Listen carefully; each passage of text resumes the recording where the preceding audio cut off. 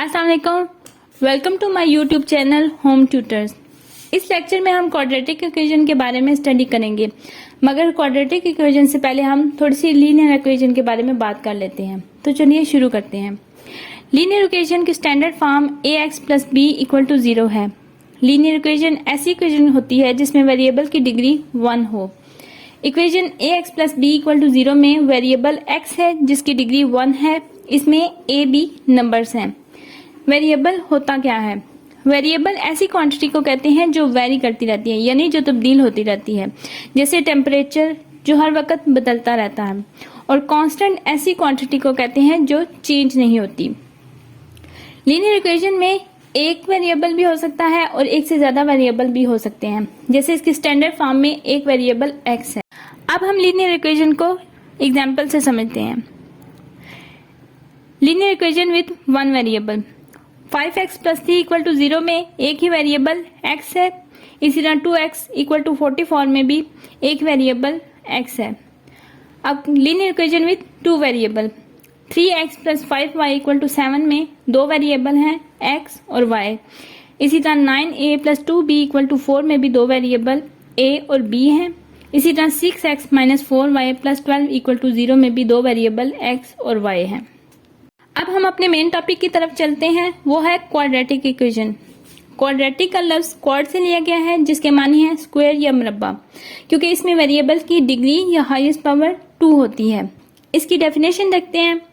Quadratic equation एक ऐसा algebraic expression है जिसमें x की हाईएस्ट पावर 2 होती है। इसकी स्टैंडर्ड फॉर्म है ax square plus bx plus c equal to 0। इसमें शर्त यह होती है कि a 0 के बराबर नहीं होना चाहिए, क्योंकि अगर a 0 के बराबर हो जाए तो x स्क्वायर वाली टर्म 0 हो जाती है, जिससे लीनियर इक्वेशन बन जाती है, क्योंकि लीनियर इक्वेशन में हाईएस्ट डिग्री 1 होती है। इसमें a b कोएफिशिएंट है, जबकि x वेरिएबल और c कांस्टेंट है। क्वाड्रेटिक इक्वेशन के रूट्स या उसका सोल्यूशन निकालने के लिए हम एक फार्मूला इस्तेमाल करते हैं, और वो फार्मूला है x equal to minus b plus minus under root b square minus 4ac over 2a। इसमें दरमियान में प्लस माइनस का मतलब ये है कि फार्मूला एक बार प्लस के साथ और एक बार माइनस के साथ लिखा जाता है, जिसे दो सोल्यूशन आते हैं। अब पढ़ते हैं डिस्क्रिमिनेंट। इस फार्मूले में अंडर रूट के अंदर जो वैल्यू है, यानी बी स्क्वायर माइनस 4ac, इसको हम डिस्क्रिमिनेंट कहते हैं।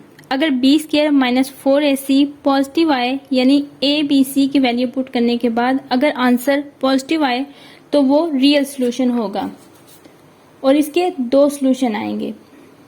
अगर बी स्क्वायर माइनस 4ac 0 हो जाए तो इसका मतलब है कि इसका एक ही रियल रूट बनेगा, यानी एक ही सोल्यूशन निकलेगा। और अगर B square minus 4ac negative आ जाए तो कोई भी रियल रूट नहीं बनेगा।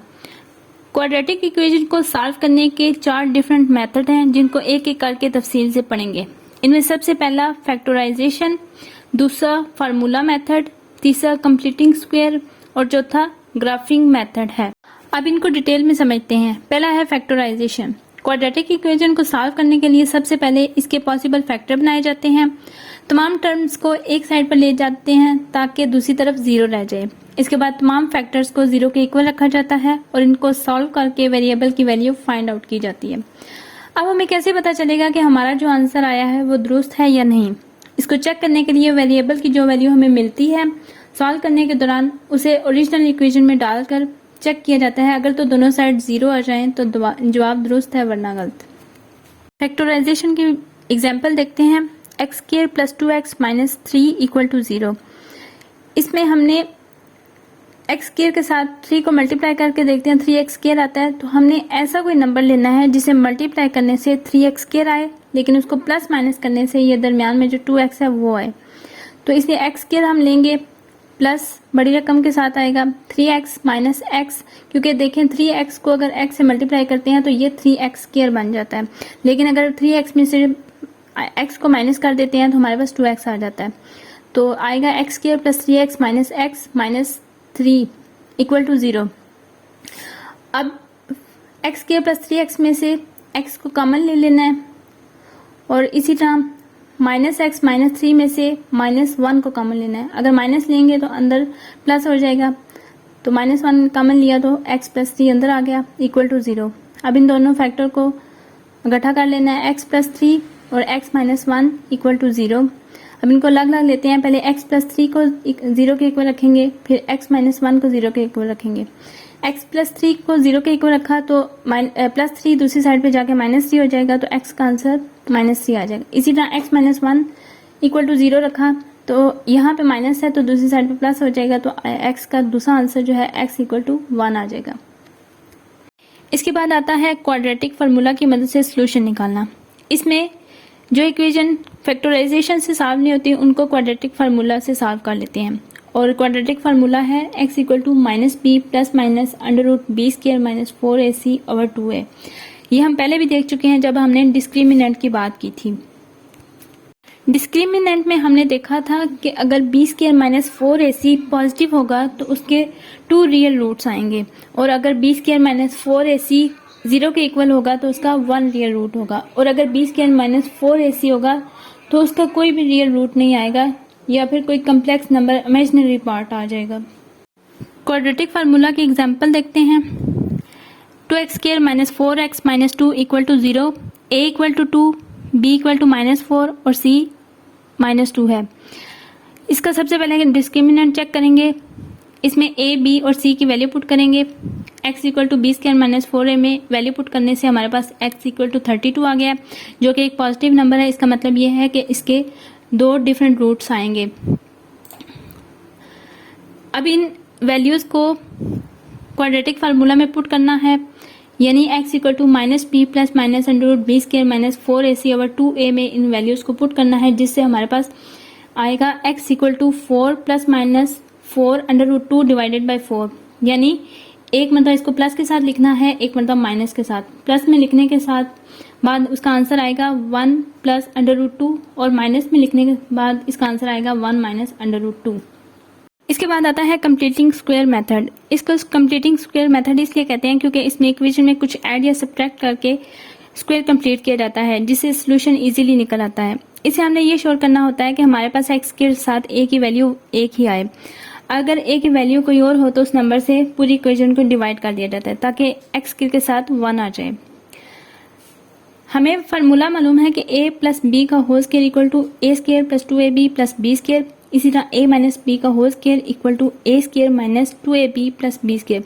इस फार्मूले को देखते हुए हमने स्क्वायर कंप्लीट करना होता है, इसलिए हम b ओवर 2 के होल स्क्वायर को दोनों तरफ ऐड कर देंगे और परफेक्ट स्क्वायर बन जाएगा। इसको जब हम एग्जाम्पल से समझेंगे तो आपको बात क्लियर हो जाएगी।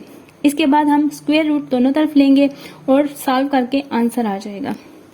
इसके बाद हम कंप्लीटिंग स्क्वायर के एग्जाम्पल देखते हैं। X square minus 6x plus 5 equal to 0। इसमें फार्मूला यूज होगा a माइनस बी का whole square equal to a square minus 2ab plus b square. यहाँ a स्क्वायर लिया माइनस 2 फार्मूले के मुताबिक। a हमारे पास x है, b हमें मालूम नहीं था, लेकिन हमने कोई ऐसा नंबर लेना है जिसको आपस में मल्टीप्लाई करने से माइनस 6x आ जाए। तो यहाँ हमने 3 से मल्टीप्लाई किया और 3 के होल स्क्वायर को यानी कि b स्क्वायर को दोनों साइड पे ऐड कर लिया।